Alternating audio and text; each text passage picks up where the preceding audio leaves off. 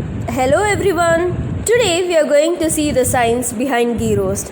Ghee roast not only has fans in India but all throughout the world. Let's just see it in detail. Why is a cow peeping into our video? Is there a reason behind it? Yeah. Cow helps us make ghee dosas. Really? Yeah. Let us see that. How? The ghee for ghee dosa comes from milk. How is the liquid in the milk turning into a fat? Do you know the science behind it? To know about this, let us first see the nutritional value of milk. Every 100 gram of milk approximately contains 88% of water, 7.7 grams of protein, 11.7 grams of carbohydrate, 12.3 grams of sugar and no fiber content, and 8 grams of fat, and altogether it comes around 149 calories.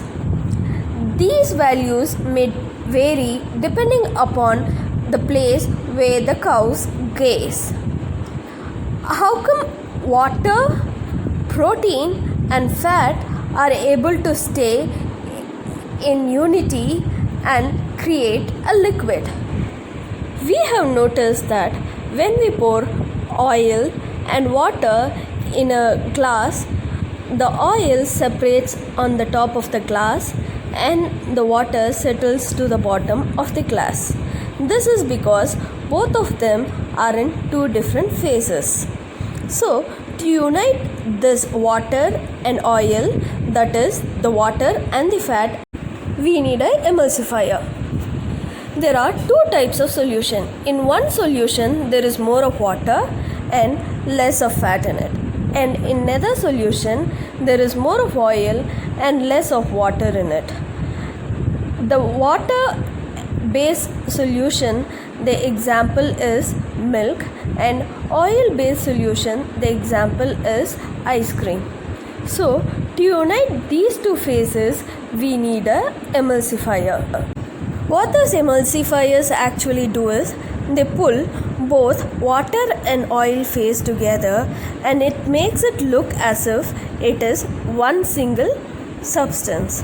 So these emulsifiers have hydrophobic and hydrophilic ends.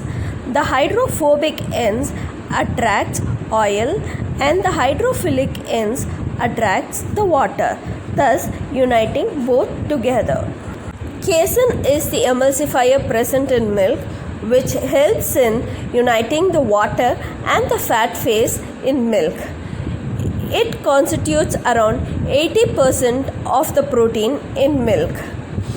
It not only helps in emulsification purpose, but it also helps in increase the absorption of minerals such as calcium and phosphorus. Most of these emulsifiers are sensitive to heat and pH.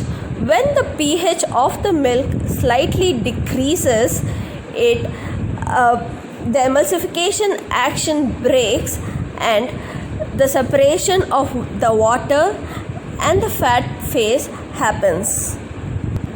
This will lead to the curdling of milk. When we boil milk, less dense fat along with some amount of protein and calcium floats on the surface of milk. What I did was I collected this cream for 30 days, and at the end of 30th day I inoculated the milk with some curd. This will give a better flavor to my butter. After that, I poured the cream in a mixie jar and I churned it for around 5 to 10 minutes, which resulted in separation of fat and the whey. You can see the whole big lump, which is yellowish in color, is the fat and it is the butter.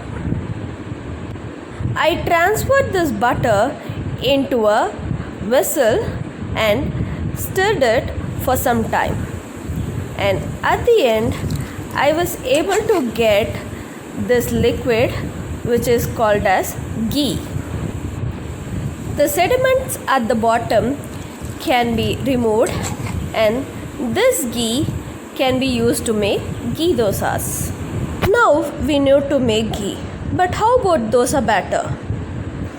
Let us learn about dosa batter in the next class. Until then, see you. Bye bye. Have a nice day.